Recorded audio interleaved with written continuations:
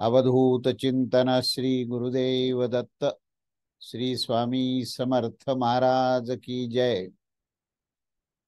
तेव्हा आपण 6वा अध्याय सुरू केला आहे आणि छांदोग्य उपनिषदातला, आणि त्यातले 4-5 असे काहीतरी मंत्र झालेत. तर साधारण तो संदर्भ घेऊन आपण आता सुरू करूया. मागच्या वेळेस आपण 5वा मंत्र शेवटी घेतला होता आणि त्या मंत्रामध्ये विषय असा होता की तो त्याच्या शिष्याला म्हणतो की हे सौम्य, ज्या प्रकारे एक लोह मणीचं म्हणजे सुवर्णमणीचं ज्ञान झाल्यावर संपूर्ण सुवर्णाचं ज्ञान होतं, कारण विकार हे वाणीवर अवलंबून असल्यामुळे त्याचा भेद हा नाममात्र असतो. पण अभेद्य तत्व जे सुवर्ण आहे, सुवर्ण तत्वाचं जे काही अभेद्य तत्व आहे त्याच्यामध्ये कधीही नाश होत नाही. तेव्हा सत्य जे आहे ते तत्व असतं आणि आविष्कारामध्ये पुष्कळ भेद आणि भिन्नता असते, आणि त्याला आपण आपल्या वाणीनी तो आविष्कार सांगत असतो. तेव्हा वाणीच्या माध्यमातून हा नाममात्र असा भेद असतो, पण प्रत्यक्ष नसतो, असा आहे आपण पाहिलं. तेव्हा ह्या सुवर्णामध्ये मुकुट, केयूर इत्यादी जे भिन्न भिन्न जे अलंकार असतात, त्या अलंकारामध्ये हा भेद आपल्याला दिसून येतो, प्रत्यक्ष तो नसतो. असा हा 5वा मंत्राचा आपण मागच्या वेळेस पाहिलं होतं. त्याच्यानंतर पुढचा जो 6वा मंत्र आहे, तो 6वा मंत्र असा आहे की यथा सौम्यकेन नखनिकृंतनेन सर्वं कृष्णायसं विज्ञातं स्या द्वा द्वाचार वाचारंभणं विकारो नामधेयं कृष्णयसमी तेव सत्यमेवं सौम्य स आदेशी भवतीति. अर्थ असा आहे की हे सौम्य, ज्या प्रकारे एक नखकृंतन म्हणजे एखाद्या छोट्या या लोहमणी किंवा सुवर्णमणीच्या ज्ञानाने संपूर्ण या सुवर्ण पदार्थाचं जाणून घेतलं जातो, तशा प्रकारे विकार जो आहे हा केवळ वाणीमध्ये अवलंबून आहे आणि तो नाममात्र आहे. सत्य जे आहे ते केवळ ते सुवर्ण तत्वच आहे. हाच आपण आता जो अर्थ पाहिला तोच ह्या 6व्या मंत्रामध्ये आहे आणि तोच इथे विस्ताराने सांगितला आहे. तेव्हा आशय जो आहे तो अगदी तो सारखाच आहे, आणि त्यामुळे त्यांनी सांगितलं की तुला जे कुलाकडून पाठवलेलं होतं, तुला हे ज्ञान त्यांनी खरं सांगायच्या वेळी दिलेलं होतं, पण तुझ्या लक्षात आलं नाही, म्हणून पित्यानी म्हणजे अरुणीने श्वेतकेतूला हे ज्ञान दिलं. त्यावर श्वेतकेतू आता पुढे काय म्हणतोय हे आपण पाहूया आता, की नवै नूनम भवन्तस्य एतदेवादिर धयतय तदवे दिश्यन् कथम मे नवक्ष्यान्निति भगवांस्तेवे मे तदब्रीत्वीति तथा सौम्योति होवाच.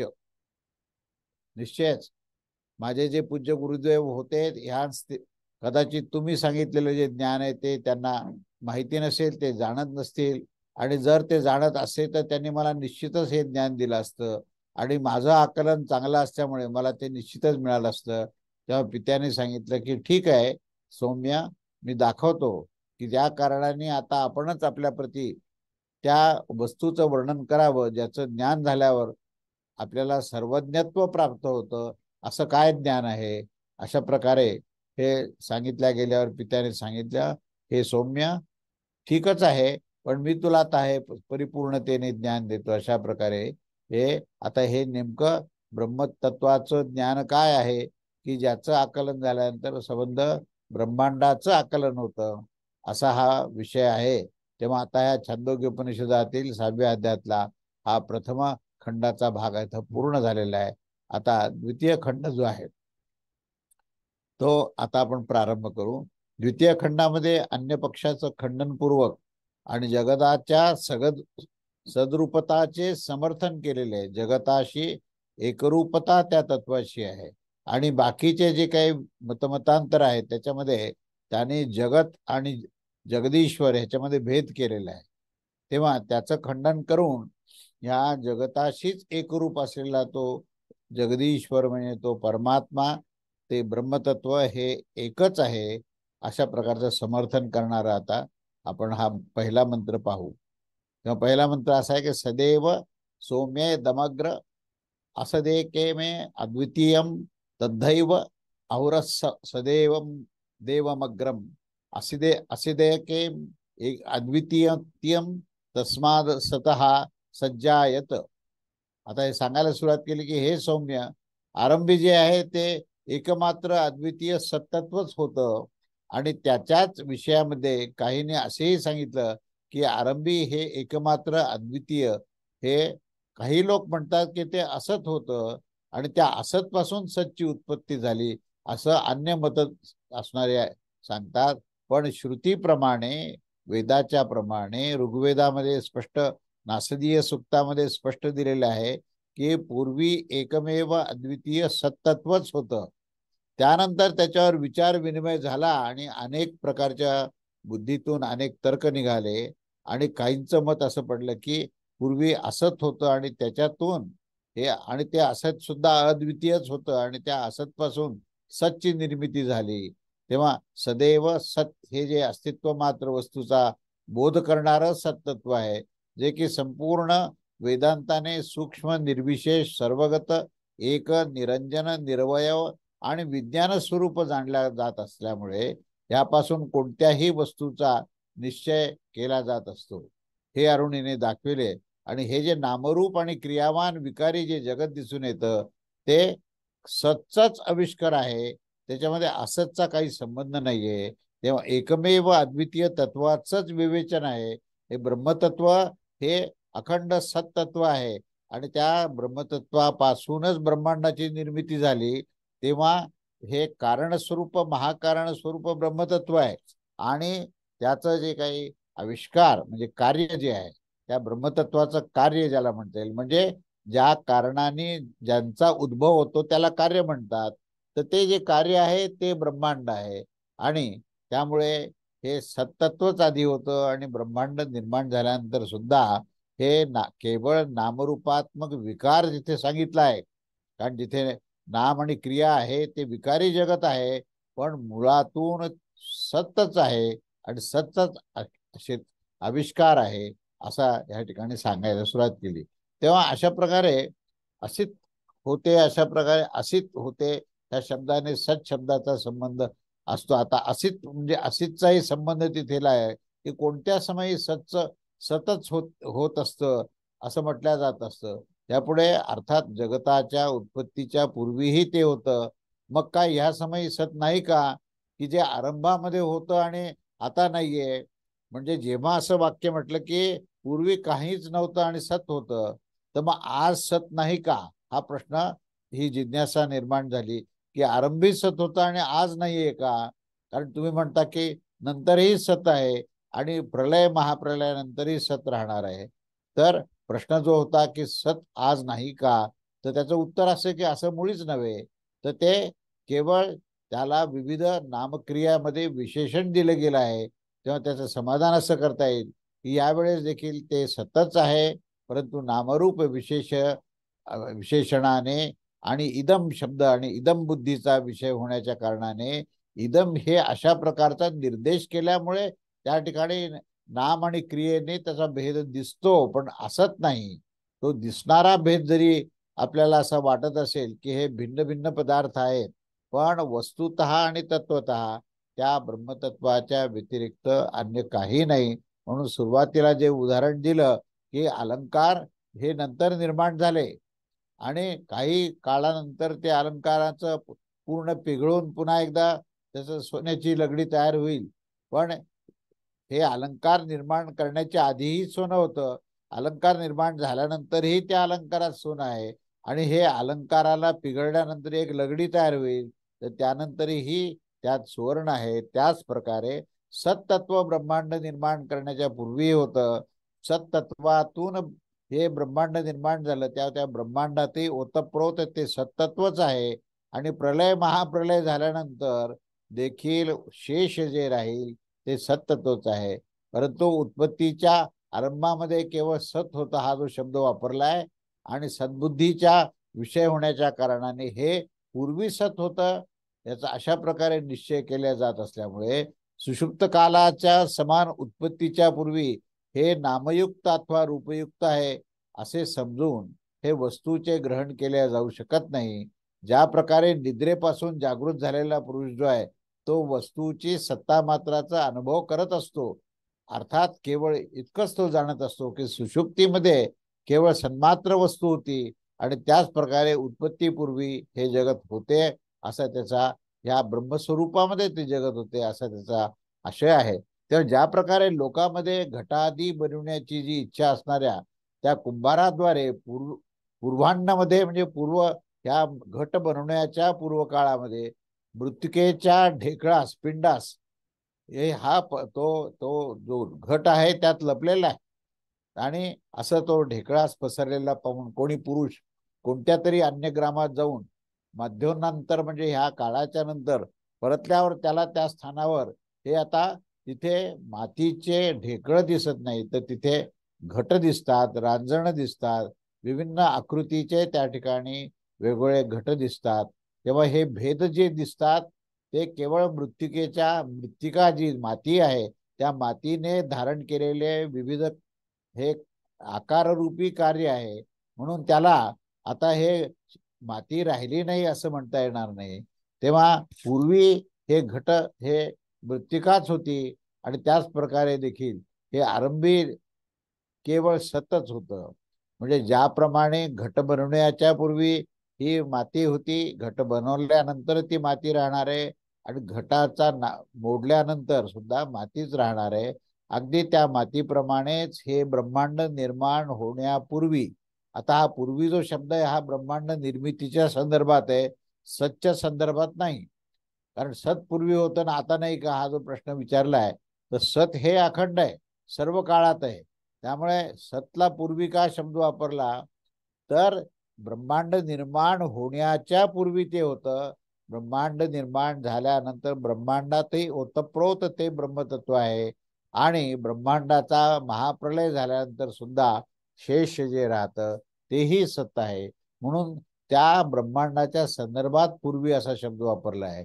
त्यामुळे हे एकमेव तत्व हे म्हणजे कारण आणि कार्यवर्गात असून त्याच्यामध्ये अभेद्यता आहे असे या ठिकाणी म्हटलं आहे. आणि म्हणून हे अद्वितीय आहे. या कारणाने मृत्तिकेच्या अतिरिक्त दुसरी कोणतीच वस्तू नव्हती, असणार नाही. ज्या प्रकारे मृत्तिकेस घटादी आकाशामध्ये परिणित करणारा जो कुंभार आहे तो निमित्त मात्र कारण आहे. पण त्याच प्रकारे सच्च्याशिवाय भिन्न सच्चा सहकारी कारणरूप कोणताही अन्य पदार्थ प्राप्त होऊ शकतो. पण तोच तो मूळ कारण रूपच जो आहे तो कार्यरूपात असतो. म्हणून तो कारण जे आहे तत्व आहे ते अद्वितीय आहे असं सांगून या भेदाचा निषेध केलेला आहे. आणि याच्याशिवाय भिन्न अन्य दुसरी वस्तू काहीच नाही, या कारणानेच त्याला अद्वितीय असं म्हटलेलं आहे. तेव्हा अशा प्रकारे या विपरीत ग्रहण रूप आणि जे वैनाशिकाचे जे पक्ष धारण करतात त्या विनाश कसा होतो ह्याच्यावरच ज्यांचं मत असतं तर त्यांनी अरुणीने त्याचा निषेध केलेला आहे. आणि अनादी अनंत काळापासून आणि सर्व काळामध्ये ते एकमेव ब्रह्मतत्व आहे, त्याच्या व्यतिरिक्त अन्य कशाचंही अस्तित्व नाही असं या ठिकाणी पुन्हा एकदा ठासून सांगितलं आहे. त्याच्यानंतर पुढचा दुसरा मंत्र आता आहे. मंत्र असा आहे की कुतस्तु खलु सौम्येवम अस्यादिति होवाच कथमसतः सज्जायेतेति सत्येव सोमेदमग्र असिदेकमेव अद्वितीयम. अर्थ असा की किंतु हे सौम्या असे कसे होऊ शकत असते की असतपासून त्याची सतची उत्पत्ती कशी होऊ शकते. तर हे जे मत आहे हे अरुणीला मान्य नाही. तेव्हा सौम्य आरंभीच हे एकमात्र अद्वितीय सतच होतं आणि तेच अखंड राहणार आहे असं अरुणीने पुन्हा एकदा श्वेतकेतूला सांगितलं. म्हणजे त्याचा आशय असा की परंतु हे सौम्य असे कोणत्या प्रमाणाने होऊ शकतं, त्याला काही प्रमाण आहे का की पूर्वी असत होतं की असत पासून सत निर्माण झालं. हे विधान करणं हे नुसतं हवेमध्ये विधान आहे, याला कुठल्याही प्रकारचं प्रमाण नाही. तेव्हा तात्पर्य असं आहे की असं होणं कोणत्याही प्रमाणाने संभव होऊ शकत नाही. आणि ते लोक जे असं मानत असतात की बीजाचा नाश झाल्यानंतर त्याच्या अभावापासून अंकुर निर्माण होत असतं तर तसं होताना पाहिलं जात असतं. ते देखील त्यांच्याच सिद्धांताच्या विरुद्ध आहे. कारण बीजाच्या आकाराने युक्त जे बीजाचे अवयव असतात त्यांची ही अनुवृत्ती अंकुराच्या मध्ये देखील होतच असते. अंकुराच्या उत्पत्तीनंतर त्यांचा नाश कधीही होत नाही. आणि जे बीज आकाराचे संस्थान असतं त्यास ते वैवाशिक देखील बीजांच्या अवयवापासून भिन्न अन्य कोणतीही वस्तू नसते हे मानल्या जात नाही. ज्याचा की अंकुराच्या उत्पत्तीनंतर हा नाश होतो असं जर कोणी म्हणत असेल तर अंकुर जे आहे ते बीजाचंच अवयव आहे. बीजानेच अंकुराचं रूप धारण केलेलं आहे. तेव्हा बीजाचा नाश न होता बीजच अंकुराच्या रूपात प्रगट झालेले आहे. म्हणून बीजाच्या अवयवाच्या व्यतिरिक्त दुसरे ते वास्तविक स्वरूपामध्ये ते बीजच प्रगट झालेलं आहे. मग त्यामुळे हे म्हणजे त्याचा त्या सत्तत्वाचा नाश होतो ही जी मान्यता आहे ही निषिद्ध आहे. त्याच्या विरुद्ध हे मत मांडलंय. तेव्हा जर म्हणाल की समृद्धी म्हणजे लौकिक व्यवहाराद्वारे मानलेले हे बीजसंस्थानाचे रूप नष्ट होते असं जर तुम्ही दाखवा की लौकिक व्यवहारामध्ये नेमका कसा आहे तर भाव असा आहे की अथवा अभाव, जर अभाव असेल तर अभावातून भाव निर्माण होण्याची शक्यताच नाहीये. कोणताही दृष्टांत इथे याच्या म्हणण्याला हा पुरस्कार करणारा दृष्टांत मिळत नाही. त्या कारणाने अभावरूपी व्यवहाराद्वारे बीजाच्या सत्तेची प्राप्ती होऊ शकत नाही. आणि जर भाव आहे तर तेथील अभावामध्ये अंकुराची उत्पत्ती होणे देखील संभव नाहीये. म्हणजे प्रथमही भाव आहे आणि नंतरही भाव आहे. प्रथमही बीज आहे नंतरही बीज आहे. तेव्हा मूळ बीजच हे त्याच्या अंतरंगामध्ये लपलेले जे अवयव आहेत ते अवयव व्यक्त करत असतं आणि त्या अवयवापैकी अंकुराचीच उत्पत्ती होते. पण अंकुराची उत्पत्ती ही त्या बीजाच्या अवयवातून होत असते. हे जर मानलं तर अवयवांचा देखील नाश होऊन जात असतो असं म्हणाल तर तेही उचित ठरणार नाही. कारण हा दोष अवयवाच्या समानच त्याच्या अवयवामध्ये देखील असतो. कारण ते अवयव हे सुद्धा त्या बीजस्वरूपामध्ये हे अविनाशी तत्वालाच धारण करणारे असते. त्यामुळे वैनाशिक म्हणजे नाशवान असणाऱ्या मतामध्ये बीज संस्थान रूप अवयवी नसते असं जर म्हणाल तर त्याच प्रकारचे अवयव देखील नसते आणि अवयव सुद्धा नष्ट होऊ शकतात असं म्हणायची वेळ येईल. तेव्हा ते अविनाशी बीजामध्येच हे संबंध अवयव लपलेले आहेत. ते कारणरूपामध्ये आहेत. ते कार्यरूपामध्ये हे तुम्हाला अंकुर रूपामध्ये दिसतात. म्हणून हे सूक्ष्म अवयव जे आहेत ते बीजामध्ये आहेत आणि बीजाचे अवयव देखील सूक्ष्म अवयव होणे हे आवश्यकच आहे. आणि त्याच्याच कारणाने सूक्ष्मतर अवयव सुद्धा त्याच्यामध्ये असले पाहिजेत. अशा प्रकारे ह्या प्रसंगाची अनुवृत्ती म्हणजे अनावस्था दोष होण्याच्या कारणाने सर्वत्र नाश होण्याचा संभव असतो. म्हणून अशा प्रकारे सद्वादियांचे मानलेले सत्पासून सच्ची उत्पत्ती होते पण असतपासून सच्ची उत्पत्ती होण्यासंबंधी कोणताही दृष्टांत नाही. त्यामुळे हा सिद्धांतच मुळातून चुकीचा आहे. अभावातून भाव निर्माण होत नाही. त्यामुळे जे आहे तेच आहे आणि जे दिसतं ते भेदातून दिसत असेल तरी असतं ते एकमेव अद्वितीय सत्य ब्रह्मतत्वच आहे. हे पुन्हा पुन्हा ह्या ठिकाणी सांगितले. तेव्हा सद्वादी म्हणजे सत्तत्वाला मानणारे यांच्या मतानुसार मृत्तिकेच्या ढेकळातून घटाची उत्पत्ती होत असताना ही पाहिली जात असते. कारण की त्या सत्ताच्या राहण्याने म्हणजे त्या मातीच्या अस्तित्वामुळेच घटाचं अस्तित्व राहतं. आणि त्या मातीच्या अभावात घटाचा पण अभाव होणारच. जर अभावामध्ये घटाची उत्पत्ती झाली असती तर घट बनवण्याची इच्छा असणारा कुंभार जो आहे त्यांनी मृत्तिका आणि ढेकळे घेण्याची आवश्यकता झाली नसती. म्हणून अभावातून भाव निर्माण होत नाही. ज्याच्यामध्ये काहीही अस्तित्व शून्य आहे त्याच्यातून अस्तित्व निर्माण होऊ शकत नाही. आणि म्हणून असतपासून सच्ची निर्मिती होऊ शकत नाही हे त्यांनी विविध कारणाने सांगितलं आहे. तेव्हा अभाव बुद्धीच्या अनुवृत्तीचा देखील इथे या ठिकाणी प्रसंग उपस्थित झाला असता. परंतु हे मुळातून सिद्धांतच जो असतपासून सत होणं हे जे आहे हा सिद्धांतच मुळातून चुकीचा आणि गैरसमजाचा आहे. तेव्हा या कारणाने हे सौम्य असे होऊ शकते. असे अरुण यांनी सांगितले. अर्थात असतपासून सतची उत्पत्ती कशी काय होऊ शकते, कशा प्रकारे होऊ शकते, तर तात्पर्य हे असं आहे की असतपासून सतची उत्पत्ती होण्याबद्दल कोणताही दृष्टांताचा प्रकार नाही. आणि अशा प्रकारे असतवादियांच्या पक्षाचे उन्मंथन म्हणजे निरसन करून अरुणी म्हणतो की हे सौम्य, आरंभात हे सतच होतं असे या पक्षाची सिद्धता आणि असा त्याचा हा उपसंहार होतो. तेव्हा ब्रह्मतत्वाची अखंडता इथे सांगितली की ब्रह्मतत्वापासून ब्रह्मांड निर्माण झालं तर त्याकरता ब्रह्मतत्वाचा नाश व्हायची गरज नाहीये.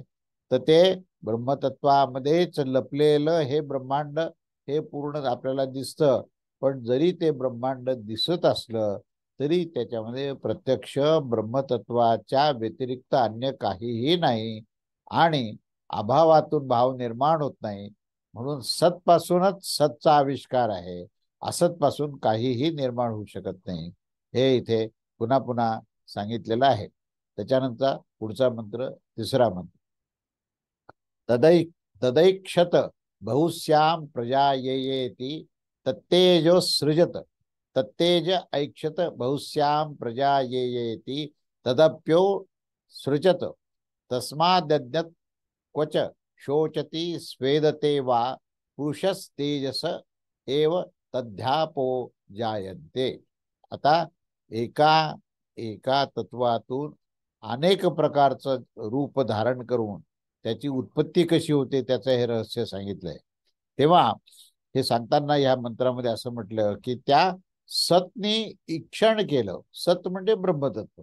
त्या ब्रह्मतत्वाने ईक्षण केलं म्हणजे त्यांनी स्वतःकडे पाहिलं आणि त्या ब्रह्मतत्वाने जेव्हा स्वतःकडे पाहिल्यानंतर त्याला अशी इच्छा झाली की मी बहुत रूपात होऊन जाईल, मी अनेक रूप धारण करून मी आता आविष्कारात येईल आणि अनेक रूपाने मी उत्पन्न होईल.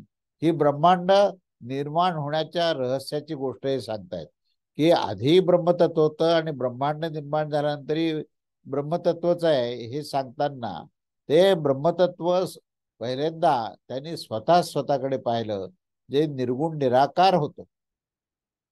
ईक्षाता ईश्वर असतो. तो ईक्षण करत असताना तो स्वतःच ईक्षण निरीक्षण परीक्षण करत असतो आणि तोच या जगताच्या रूपामध्ये प्रगट होतो. म्हणून त्याला जगदीश्वर असं पण म्हटलेलं आहे. तर जगदीश्वर जो आहे जेव्हा स्वतःकडे पाहतो आणि जेव्हा त्याला असं वाटतं की मी आता अनंत रूपामध्ये प्रगट होईल असं त्याला वाटतं तेव्हा तो जगताच्या रूपामध्ये जगदीश्वर दिसतो. तसं या ब्रह्मतत्वाचा सुद्धा या ब्रह्मांडाच्या रूपात तो अनेक नामरूपामध्ये प्रकट होतो. अनेक प्रकाराने तो उत्पन्न होतो आणि अशा प्रकारे ईक्षण करून त्यांनी प्रथम तेज उत्पन्न केले. बरं काय, आता हे तेज म्हणजे काय आहे तर तेज म्हणजेच अग्नी ह्या अर्थाने आहे. तर हा जो अग्नी किंवा प्रकाश या प्रकाशाची निर्मिती ही ह्या ईक्षणातून म्हणजे केवळ मात्र चिंतनातून झालेली आहे. आणि ही प्रक्रियेला महत्त्व असं म्हटलंय की महत्त्वामधून ही बुद्धितत्वाचा उद्भव झाला. तेव्हा पहिल्यांदा या ब्रह्मतत्वामध्ये ब्रह्मतत्व हेच महत्त्वाच्या रूपात स्वतःचं ईक्षण करून त्या ईक्षणाने त्यांनी तेजाचं ईक्षण केलं त्यात. कारण स्वतःमध्ये जे चैतन्य आहे त्या ब्रह्मतत्वामध्ये त्या चैतन्याला मध्ये त्यांनी तेजाचं ईक्षण केलं, तेज पाहिला आणि मग ह्या तेजाचं ईक्षण होऊन पुन्हा एकदा मी बहुत रूपाने होऊन जाईन, नाना प्रकाराने मी उत्पन्न होऊन जाईल अशा प्रकारचं हे ईक्षण करून त्याने त्या तेजातून जलाची रचना केली.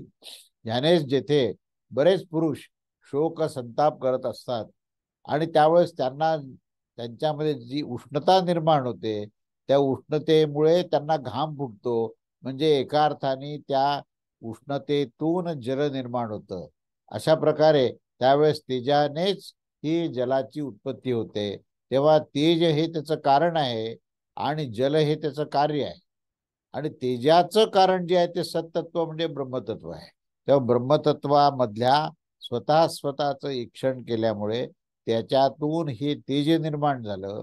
मग तेज स्वतः ब्रह्मस्वरूप असल्यामुळे त्या तेजाने सुद्धा पुन्हा एकदा स्वतःकडे ईक्षण केलं आणि मग त्याच्यातून ही जलाची निर्मिती झाली. म्हणजे आता हे सृष्टी निर्मितीचं शास्त्र इथून सांगतात की ब्रह्मतत्वातून ब्रह्मांडाची निर्मिती कशी झाली हे आता सांगायला सुरुवात केलेली आहे. आणि हा जो सिद्धांत आहे, हा सिद्धांत आजच्या शास्त्रज्ञांना सुद्धा हा सिद्धांत समजून घेणं अत्यंत अनिवार्य आहे. आणि ह्या सिद्धांताचं ज्ञान नसल्यामुळे आजचे जे शास्त्रज्ञ जे विविध संशोधनामध्ये नवीन नवीन शोध लावतात, तर त्यांना मुळातून महाकारण काय हे माहिती नाहीये. त्यामुळे त्याच्यातून निघालेलं जे कार्य आहे त्या कार्यामध्ये ते महाकारण असतंच. तेव्हा संबंध ब्रह्मांडाचा अध्ययन करत असताना जोपर्यंत महाकारण रूप ब्रह्मतत्वाचं तुम्हाला जर आकलन नसेल तर ब्रह्मांडाचं आकलन अपूर्ण होईल, अर्धवट होईल. आता आपण स्पेस रिसर्च मध्ये जातो आणि अनेक प्रकारचे त्या ठिकाणी ग्रह, नक्षत्र, तारा आणि अनेक ह्याचा अभ्यास करतो. पण ह्याची निर्मिती कशी झाली, कोणत्या कारणाने झाली, हे अजूनही शास्त्रज्ञांना अजून स्पष्टपणे जाणवलेलं नाही. आणि त्याचं संशोधन करण्याचा त्यांचा अजूनही प्रयत्न आहे.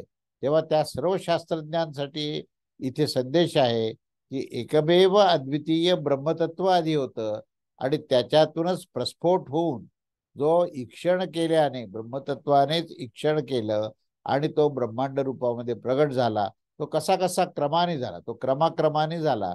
तर पहिल्यांदा त्यांनी स्वतःमध्ये चैतन्याला पाहिलं. ते चैतन्य जे आहे तेजस्वरूप होतं आणि ह्या तेजाची निर्मिती झाली. म्हणजे पहिल्यांदा या अग्नीची निर्मिती झाली आणि अग्नीतून अग्नीने ब्रह्मस्वरूप असल्यामुळे स्वतःचं ईक्षण केलं आणि त्या अग्नीमधून जलाची निर्मिती झाली. असा आता हा सृष्टिक्रम त्याला म्हणतात की या सृष्टी एक एक ब्रह्मांडातल्या एक एक तत्वाची निर्मिती त्या ब्रह्मतत्वातून कशी झाली. म्हणून त्याच्यामध्ये त्या तेजामध्ये तुम्हाला ब्रह्मतत्व पाहायला पाहिजे, त्या जलामध्ये ब्रह्मतत्व पाहायला पाहिजे.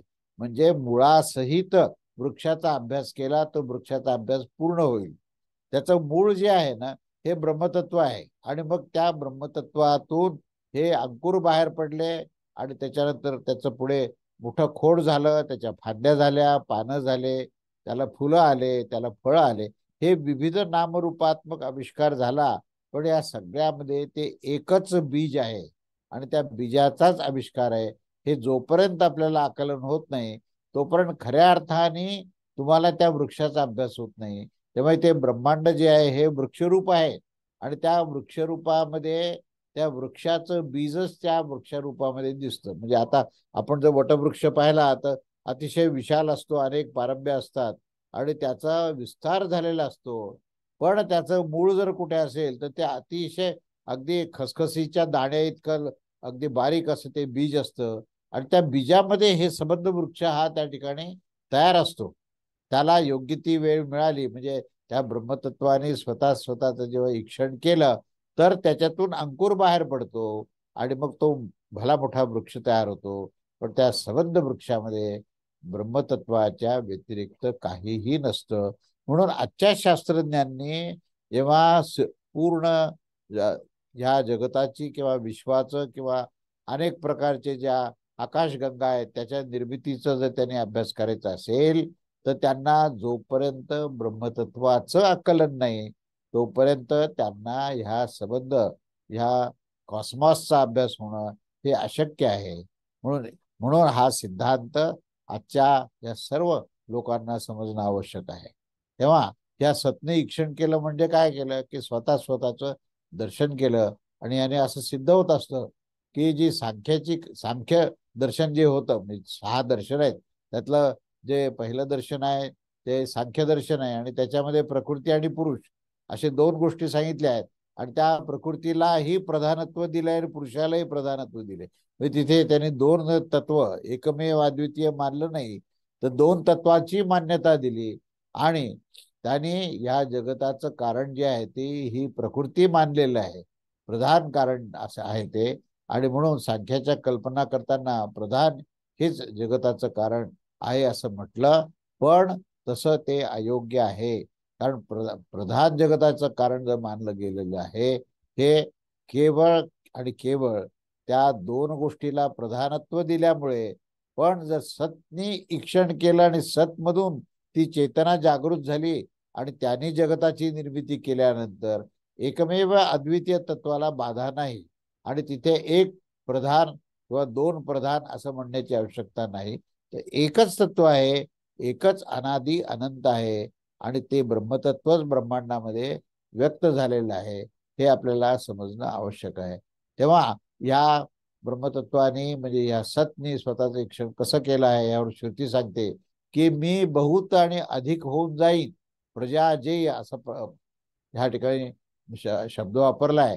तेव्हा ज्या प्रकारे घटादी आकाराने मृत्तिका अथवा बुद्धीने कल्पना म्हणजे महत्त्व त्या बुद्धीने कल्पना केले गेलेल्या सर्पादी आकाराची ही जी रज्जू उत्पन्न होत असते आणि सतने रचलेले ते तेजाचे त्यांनी ईक्षण केले, तेजाच्या रूपामध्ये स्थित असलेले सतनेच मी बहुत होऊन जाईल असं म्हटलं आणि अशा प्रकारे पूर्ववत ईक्षण करत राहिला आणि एकानंतर एक तत्वाची रचना झाली आणि त्यामुळे सतने त्या जलाची रचना केली. जल द्रवरूप आहे, स्निग्ध आहे, प्रभावित होणारा आहे आणि त्याच्यानंतर तो शुक्लवर्ण म्हणजे शुभ्रवर्ण असा तो धारण करतो आणि तो ह्या धरतीवर पडतो.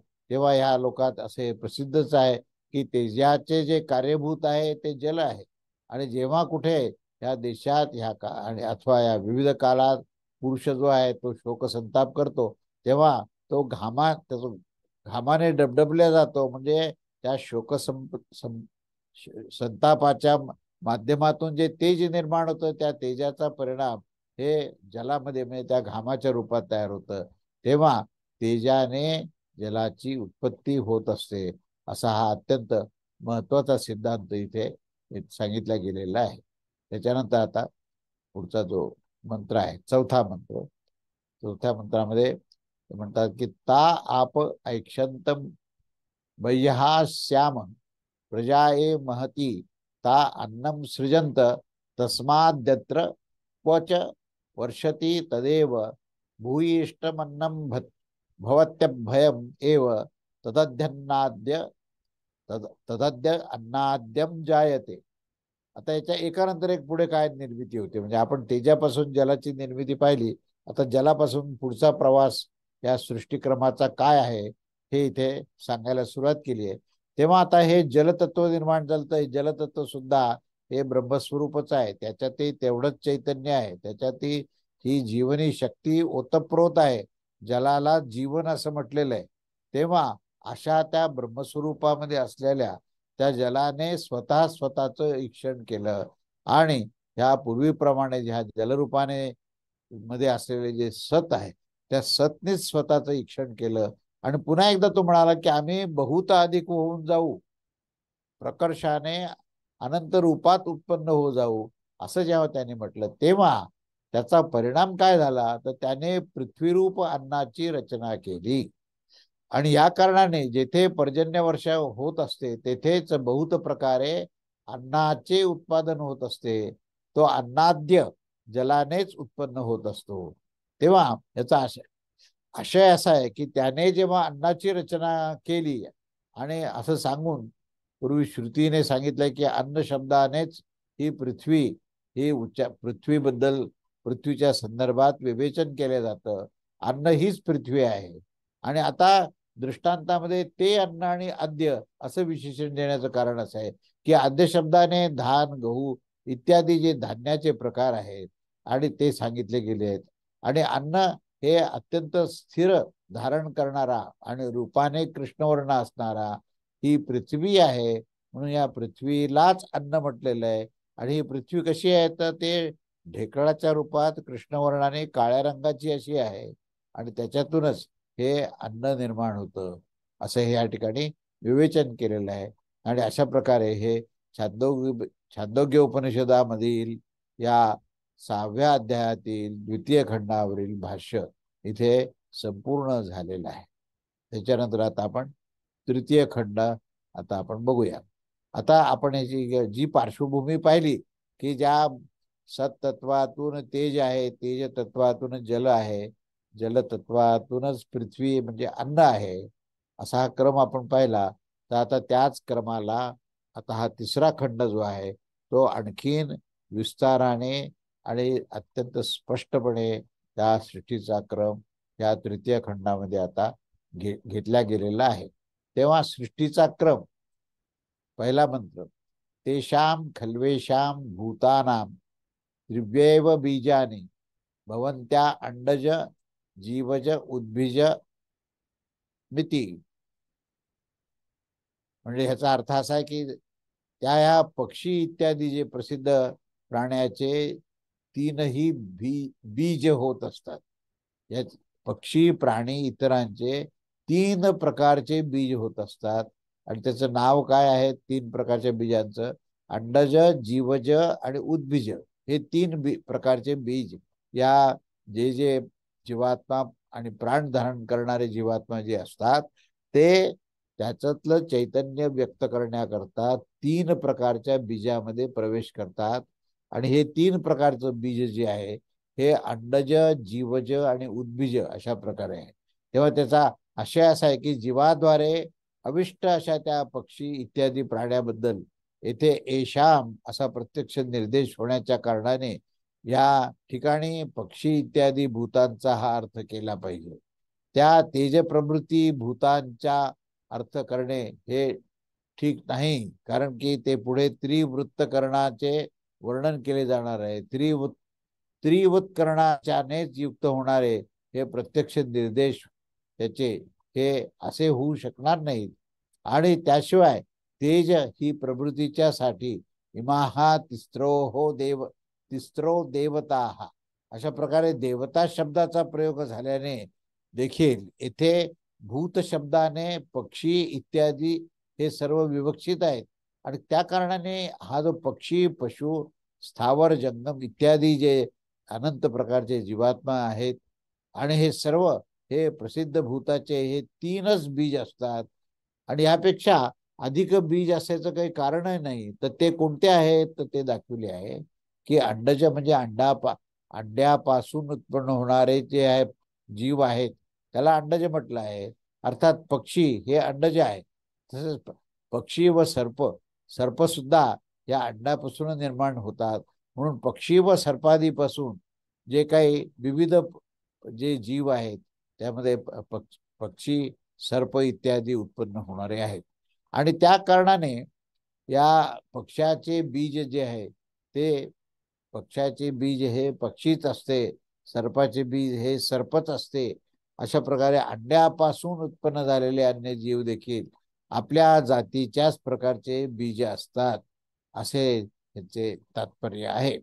तेव्हा या प्रकारचं जे अंडज नावाचं जे बीजाचा पहिला प्रकार सांगितलाय त्याच्यावर यांनी असे विवेचन केले की त्याच्यातून ते पक्षी किंवा सर्पासारखे प्राणी हे त्याच्यातून निर्माण होतात असा अंडज ह्या प्रकाराबद्दल सांगितलं आहे.